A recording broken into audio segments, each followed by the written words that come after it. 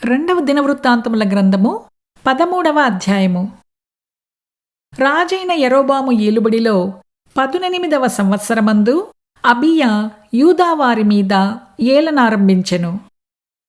అతడు 3 సంవత్సరములు యెరూషలేమునందు ఏలెను. అతని తల్లి పేరు మికాయా.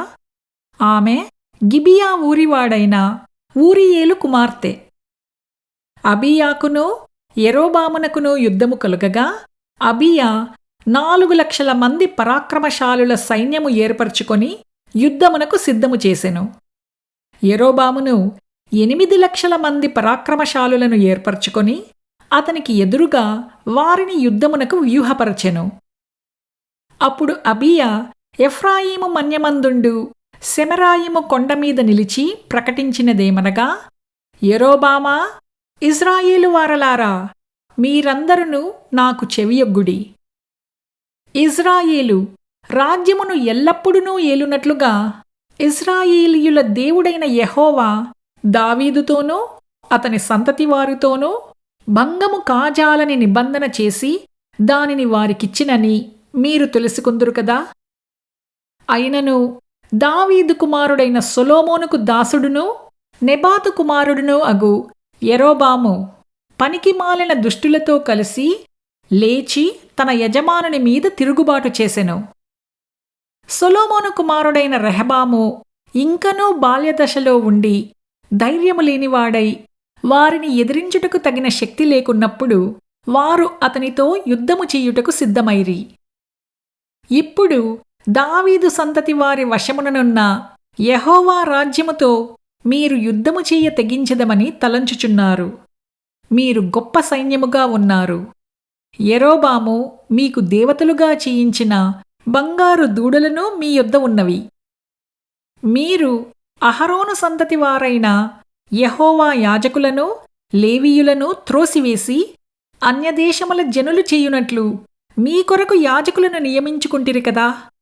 ఒక కోడెతోనూ 7 గొర్రె పొట్టేళ్లతోనూ తన్ను ప్రతిష్ఠించుటకై వచ్చు ప్రతివాడు దైవములు కాని వాటికి యాజకుడగుచున్నాడు.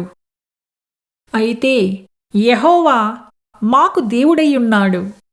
మేము ఆయనను విసర్జించిన వారము కాము. అహరోను సంతతి వారు యెహోవాకు సేవ చేయు యాజకులయ్యున్నారు. లేవీయులు చేయవలసిన పనులను లేవీయులే చేయుచున్నారు.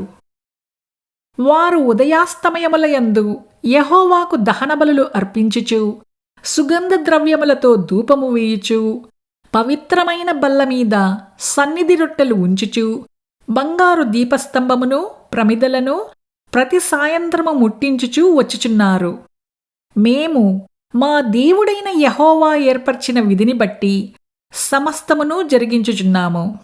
కాని మీరు ఆయనను విసర్జించిన వారైతిరి. ఆలోచించుడి. దేవుడే మాకు తోడై మాకు అధిపతిగా ఉన్నాడు. మీమీద ఆర్భాటము చెయ్యుటకై బూరలు పట్టుకుని ఊదునట్టి ఆయన యాజకులు మా పక్షమున ఉన్నారు. ఇజ్రాయేలు వారలారా, మీ పితరుల దేవుడైన యెహోవాతో యుద్ధము చేయకుడి. చేసినను మీరు జయమొందరు. యరొబాము వారి వెనకటి భాగమందు మాటుగాండ్రను కొందరిని ఉంచి సైన్యము యూదావారికి ముందును మాటుగాండ్రు వారికి వెనుకను ఉండునట్లు చేసెను. యూదావారు తిరిగి చూచి యోధులు తమకు ముందును వెనుకను ఉన్నట్టు తెలుసుకొని యెహోవాకు ప్రార్థన చేసిరి. యాజకులను బూరలు ఊదిరి. అప్పుడు యూదావారు ఆర్భటించిరి. యూదావారు ఆర్భటించినప్పుడు యరొబామును ఇజ్రాయేలు వారందరును అబీయా ఎదుటను యూదావారి ఎదుటను నిలవలేకుండునట్లు దేవుడు వారిని మొత్తినందున ఇజ్రాయేలు వారు యూదావారి ఎదుట నుండి పారిపోయిరి. దేవుడు వారిని యూదావారి చేతికి అప్పగించినందున అబీయాయును అతని జనులును వారిని ఘోరముగా సంహరించిరి. ఇజ్రాయేలు వారిలో 5,00,000 మంది పరాక్రమశాలులు హతులైరి.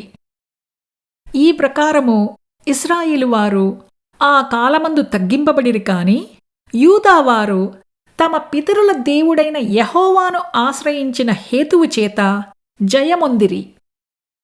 అబీయా యెరోబామును తరిమి బేతేలును దాని గ్రామములను, యెషానాను దాని గ్రామములను, ఎఫ్రోనును దాని గ్రామములను పట్టుకొనెను.